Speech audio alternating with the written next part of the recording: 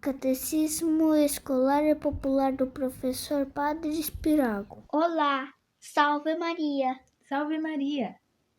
Vamos começar com a 16ª pergunta. Como foi que se conservaram as verdades reveladas não escritas na Bíblia? As verdades reveladas não escritas na Bíblia conservam-se pela tradição oral. Os santos evangelistas não transmitiram tudo por escrito, pois Jesus não os encarregara senão de pregar. São João diz que no mundo todo não caberiam os livros que seriam precisos se quisesse escrever tudo quanto Cristo fez. Portanto, muita coisa há que foi comunicada pelos santos apóstolos só, de viva voz, tradição, sendo mais tarde lançada por escrito por outrem. Quando os protestantes pretendem que tudo o que é revelação está na Bíblia, contradizem-se guardando o domingo e não o sábado, porque a Bíblia nada refere sobre a instituição do domingo. Sem a tradição, não se saberia quais os livros que fazem parte da Sagrada Escritura. 17. Como foi que Deus sancionou as suas revelações? Deus sancionou as suas revelações com milagres e profecias. Foi por isto que Moisés, Elias, Jesus Cristo e os apóstolos operaram milagres. Com estes, Deus provou ter-se de fato manifestado por intermédio daquelas pessoas. Quarto, milagres e profecias. 18. O que é milagre? Milagre é o fato extraordinário, impossível de ser produzido mediante as energias da natureza, mas realizável pela onipotência de Deus. Fenômenos extraordinários são, por exemplo, a Fata Morgana, a miragem, a luz polar, o próprio arco-íris e particularmente muitas invenções modernas. Mas tudo isso é realizável pelas energias naturais, coisa que não se dá com um milagre como, por exemplo, o da ressurreição de um morto.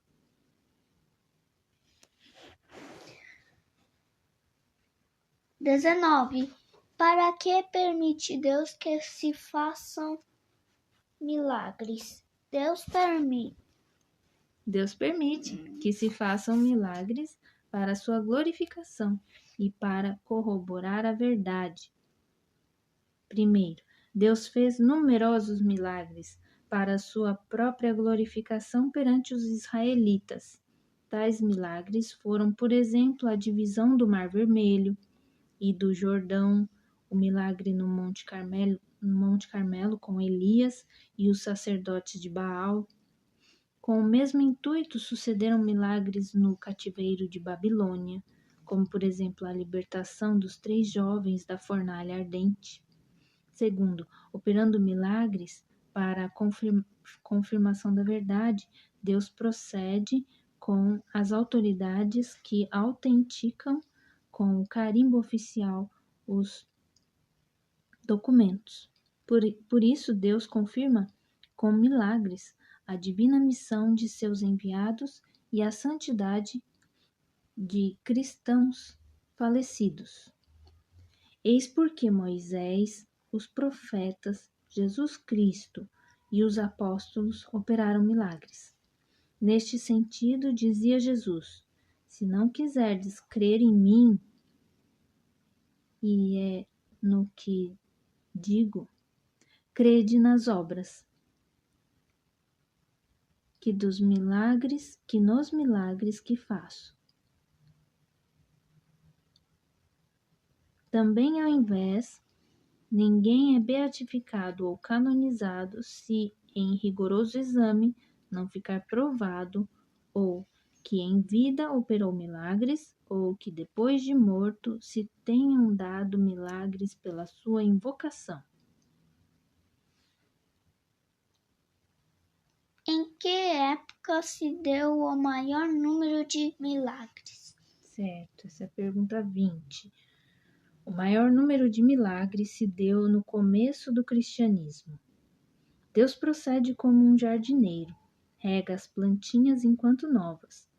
Quem tolamente julgasse que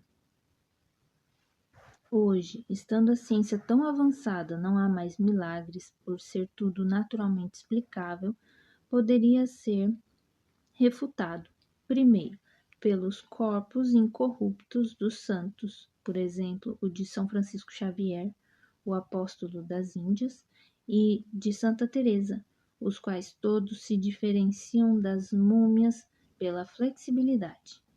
Segundo, pelos membros conservados intactos de alguns santos, por exemplo, a língua de São João Nepomuceno.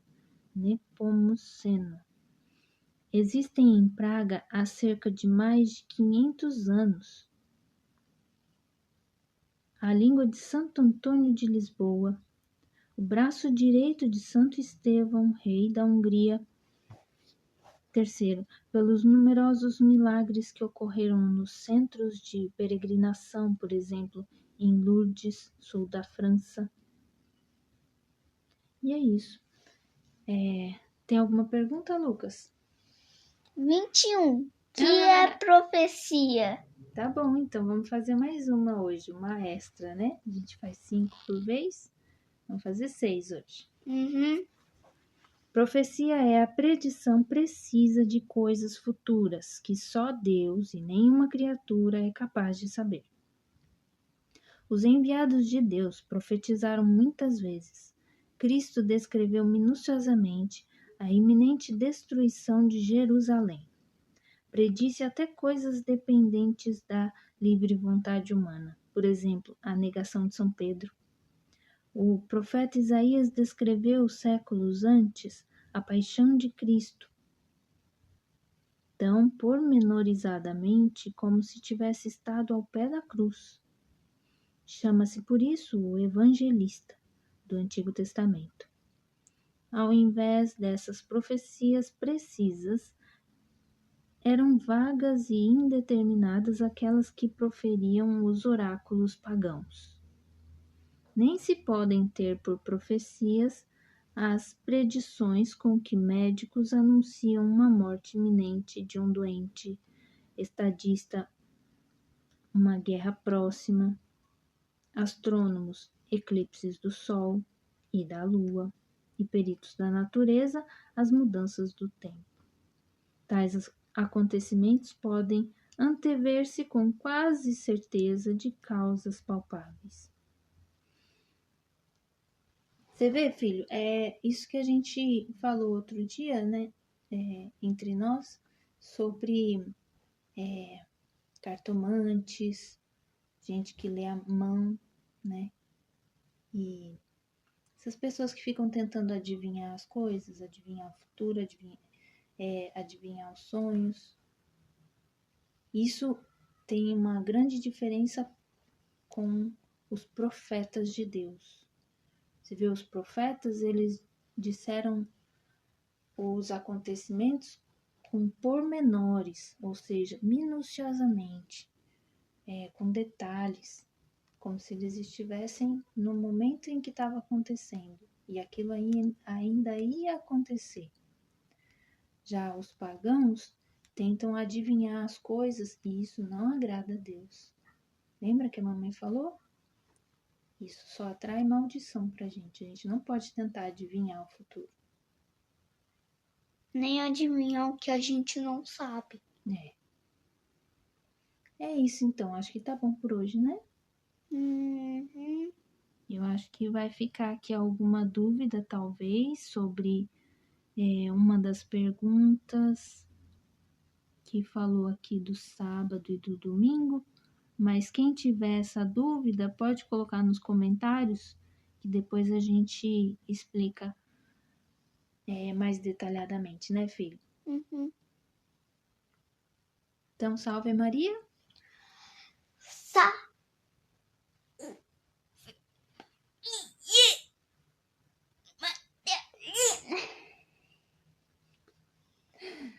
Salve Maria.